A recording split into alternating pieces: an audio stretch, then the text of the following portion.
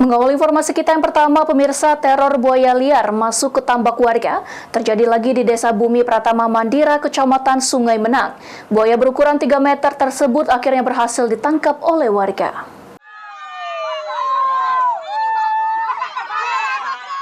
Warga Blok 3 Jalur 85 Tambak nomor 1 Desa Bumi Pratama Mandira, Kecamatan Sungai Menang Oki kembali menangkap seekor buaya liar yang masuk ke dalam tambak berukuran 3 meter. Kasat Reskrim Polres Oki AKP Iman Faluki Fahri membenarkan kejadian penangkapan buaya tersebut.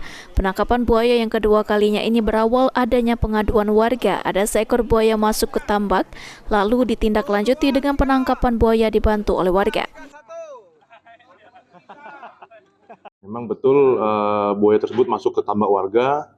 Setelah itu warga menghubungi Kapospol dan Kapospol segera bertindak bersama anggota lalu mengamankan buaya tersebut. Setelah itu anggota kami berkoordinasi dengan BKSDA setempat untuk mengevakuasi buaya. Proses evakuasi berjalan berapa lama, Pak? Untuk evakuasi kurang lebih sekitar 2 jam karena memang melihat medan yang kurang mendukung serta di tambak juga. Kedalaman tambak juga cukup lumayan dalam, jadi memang ada kesulitan, tapi alhamdulillah sudah berhasil dievakuasi oleh BKSDA dan anggota kita. Himbauannya untuk warga, jadi kami menghimbau agar lebih berhati-hati karena memang buaya tersebut sudah sering memasuki tambak warga dan infonya juga sudah ada korban jiwa.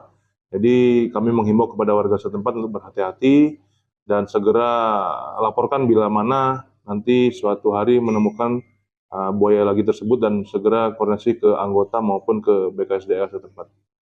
Setelah berhasil dievakuasi, buaya berukuran 3 meter tersebut diserahkan ke Balai Konservasi Sumber Daya Alam Sumatera Selatan. Sebelumnya pada Minggu 23 Juni kemarin, buaya berukuran 4 meter juga masuk ke tambak milik warga dan berhasil ditangkap. Fenomena kemunculan buaya diduga terjadi karena debit air sungai mulai menurun dan pakan buaya menipis. Novan Wijaya, PAL TV.